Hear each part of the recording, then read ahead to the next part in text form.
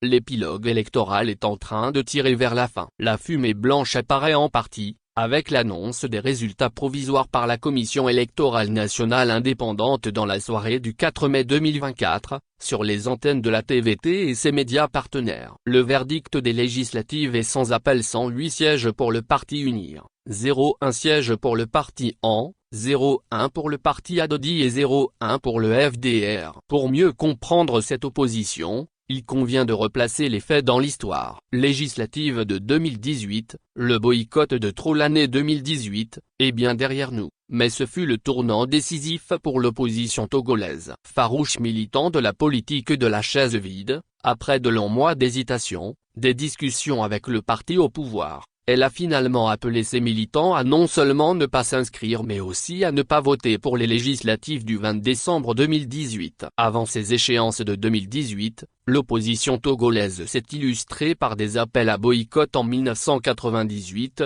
2013. Un appel qui au fil du temps a réussi à fissurer la confiance de leur électorat et surtout à le démobiliser. Tout porte à croire que l'opposition togolaise n'a visiblement pas envie d'apprendre de ses erreurs stratégiques. Bien au contraire, elle demeure convaincue qu'elle aboutirait à une fin heureuse. Des interminables guerres d'influence parti de l'UFC, ils ont créé l'AN, parti du CAR, ils ont créé le FDR, deux partis historiques qui ont siégé dans les anciennes législatures qui aujourd'hui sont affaiblis par les querelles intestines au vu et au su de leurs sympathisants, faisant le chou gras de la presse à sensation. Toujours en hibernation après les échéances électorales, c'est à l'approche de ces échéances qu'ils se mobilisent comme ils le peuvent. Dans ce contexte, c'est la guerre de leadership qui sévit où chacun prétendant s'exprimer au nom du peuple, lance des appels à manifestation à tout va. Ils sont les premiers à déserter les cadres de concertation et de dialogue mis en place par le gouvernement et à poser un chapelet de préalables sans pour autant entrer dans des débats sérieux.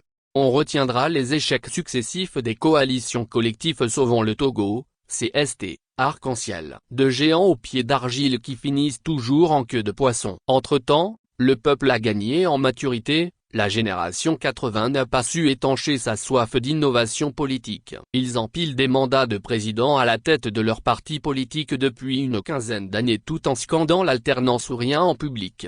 Une opposition distraite en période préélectorale décembre 2023, une réforme introduite par un groupe de députés fait couler beaucoup d'encre et de salive. Pris à leur propre jeu car ayant boycotté les élections législatives de 2018, ils se sont vus ressuscités par cette réforme constitutionnelle. C'est ainsi que de part d'autres ils sont montés au créneau en rugissant. Comme à l'accoutumée, des appels à manifestation furent lancés. Le plus curieux c'est que le dernier jour de la manifestation ils ont déserté pour battre campagne qui avait démarré. Chacun ayant pris son chemin. Une campagne qui annonçait déjà les couleurs. Une campagne électorale est une opération de charme, où l'innovation et la rupture, les éléments de langage adaptés aux besoins pressants des populations, la communication de proximité produisent des effets escomptés dans l'électorat qui accorde sa confiance au parti qui a réussi à le séduire. Le Togo est un ensemble de 5 régions administratives, réparties en plusieurs circonscriptions électorales où chaque acteur politique devrait jouer sa carte. Le parti UNIR l'a bien compris, c'est pourquoi il a investi le terrain bien avant la période électorale. Aucune zone du territoire n'a été laissée pour compte. Le parti s'est mobilisé pour être constamment aux côtés des populations pour faire face aux défis permanents. Le parti UNIR, quoi qu'on en dise,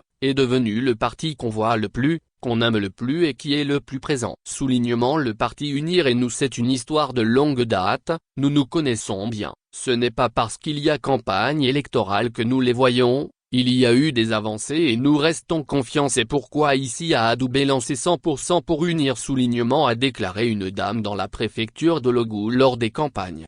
Par ailleurs, le parti UNIR a sorti la lourde artillerie en positionnant ses cadres à travers toutes les régions. L'organisation, la mobilisation, la communication a suivi.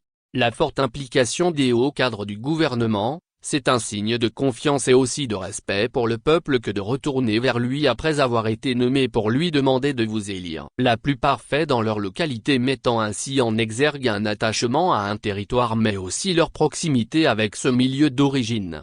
La formidable, la belle campagne électorale du parti UNIR. Partout au Togo, les candidats sont allés échanger avec les populations pour non seulement les écouter mais aussi voir ce qui peut être fait. Ce n'était pas de grandes promesses mais c'était un dialogue franc. parfois rudes car les défis sont nombreux mais toujours constructifs. C'est une grande leçon d'humilité et de stratégie politique dont la voie a été tracée par le président de la République qui lors du Congrès appelait les militants à faire preuve d'humilité et d'empathie. Face à ces éléments, le peuple a pris ses responsabilités et s'est exprimé souverainement le 29 avril 2024. Les résultats sont là. Même si la pilule est difficile à avaler pour certains, le peuple a choisi les sentiers de la continuité et du pragmatisme. Chaque parti tirera les leçons de cette expression pour mieux se positionner à l'avenir.